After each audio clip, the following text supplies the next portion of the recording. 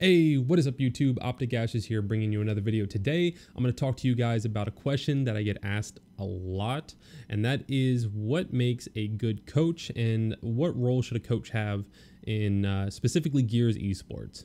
So this might be a little bit of a quick video, and really quickly, I want to explain to you guys how ridiculously bad this setup is. I have a Turtle Beach box on my desk with a shoe cleaning supply or like product box, like tube, cardboard tube on top of it, standing up with my camera resting on top of that. I actually tweeted out a picture of it right before recording this.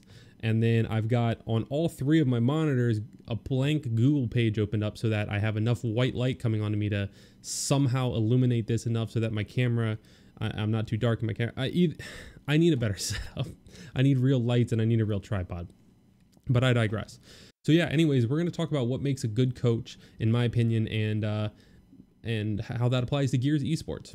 So first, starting off, a good coach needs to understand his team, and you need to be familiar with the different types of personalities on your team and the way those players are going to interact with each other and the way they're going to interact with you and your constructive feedback. Now, not every person learns the same way, and this is for anybody who's familiar with the education system. It's something that they know teachers struggle with. Not every student learns the same way, and this can be proven in psychology with, you know, you can show people are visual learners. They retain information better if they see it in front of them. People are better auditory learners, where if you're told something, they retain it better and they'll learn better just being told stuff. They don't need to see it, so on and so forth. So there's a lot of different styles of learning, and what I've found within coaching is that players can react to criticism in different ways, thus further breaking down that kind of example. So, you know, for my current players, I know how each one of them is going to take feedback, and I know based on their moods, I know based on how they're talking to each other, I know based on the moment,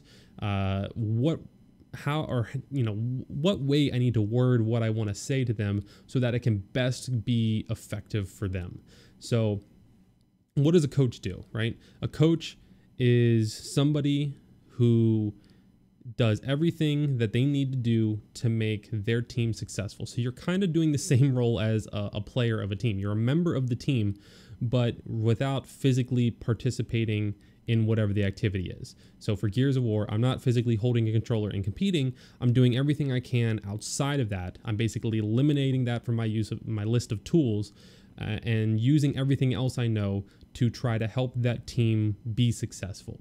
So that's my job. My job is to make them successful, because if they're successful, I'm successful, and we're all happy, right?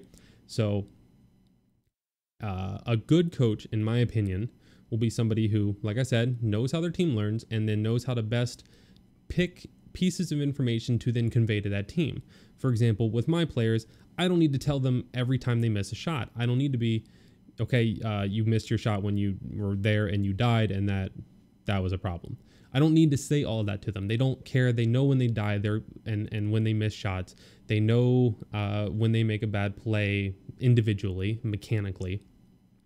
And so those are things I don't need to convey to them. It's knowledge. They're top tier players. So I've kind of got an advantage in that aspect. That allows me to focus on mostly macro.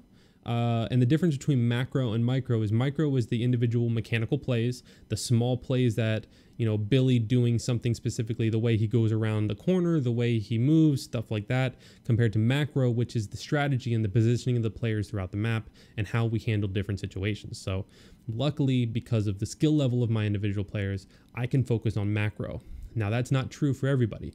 Recently, I did a one-on-one coaching session where I had to focus mostly on micro. I had to focus on the theory and the positioning behind 1v1s and how to best handle your shotgun and things like that. So as a coach, you need to know what you need to work on. And for coaches who have to work with teams who need help with both, they need help with the micro mechanical things and as players and as a team, and they need help with the macro strategy of the game.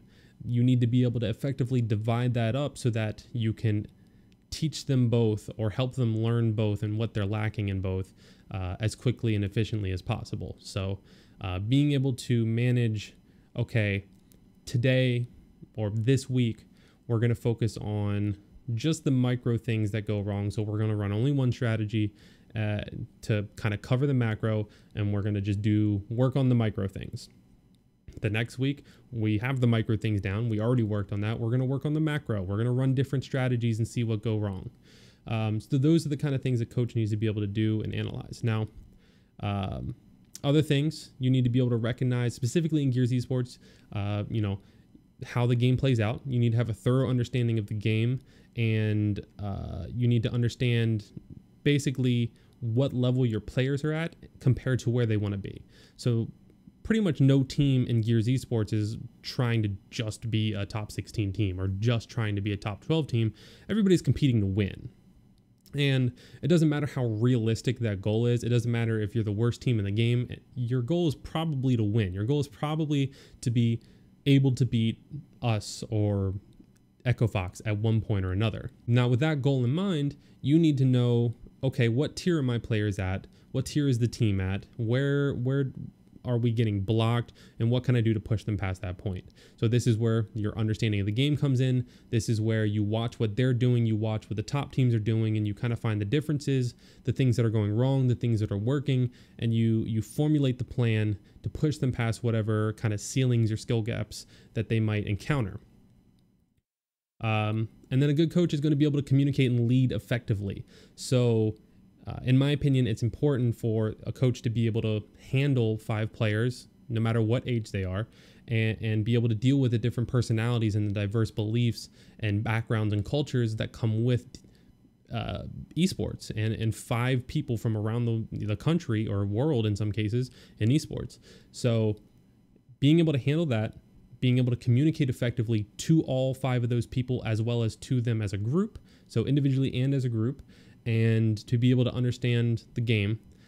Those are all super important facts that, in my opinion, make a good coach. Now, when it comes time to, talk about being at LAN and things like that, that's an entirely different story. A coach at LAN has a little bit more responsibility. So for my case, what I like to do is be a 6th voice at LAN, because I can see things that they might not see.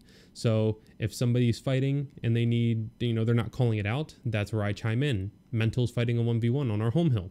There we go. I've communicated for him. He can focus on his 1v1. The team still knows what's happening. Things like that, and little nuances that you see that your team might be lacking, but you could fill that role for them.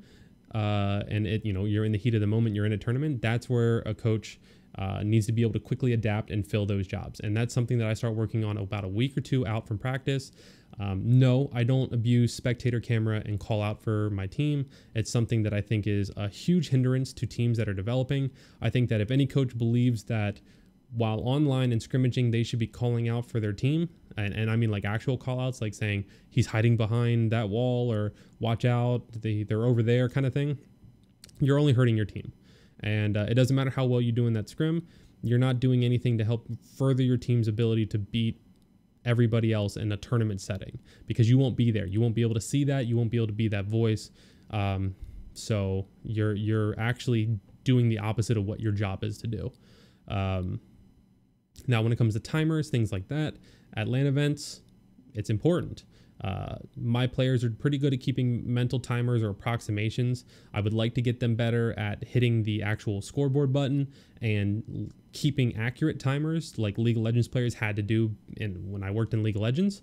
But for now, they're pretty good at keeping pretty accurate mental timers and adapting that way. And then when it comes to events, that's where I chime in with timers and calling those kind of rotations in place. So this might be kind of a rant of a video, but it's something, like I said, I get asked a lot. And so I figured I'd give little tidbits without giving away too much of what I do, because I do take pride in my work. I take pride in the success of the team. I'm extremely proud of the players and how they've been able to overcome so many different scenarios. So by no means do I want to take credit away from them at all. I work literally with 5 of the best players in the game. So it's definitely a good feeling for me. But hopefully this helped clear some things up for you guys who asked those questions. And, maybe some of you who are thinking about coaching or aspiring coaches, and don't really know what to do or where to get started. Hopefully this helped you out some. If you enjoyed the video, please leave a thumbs up. Let me know in the comments down below if you have any other kind of questions regarding this. I'll try to read them and maybe do a follow-up video if there's anything that I feel like I should touch on. And of course, as always, I appreciate if you can subscribe to the channel, maybe click the little bell notification after you do so that you get alerts and you know when my videos go live. Yeah, I think that's about it. So thank you all so much for, oh, by the way, I am trying to work on a plan and I have to get approval still of doing individual coaching sessions.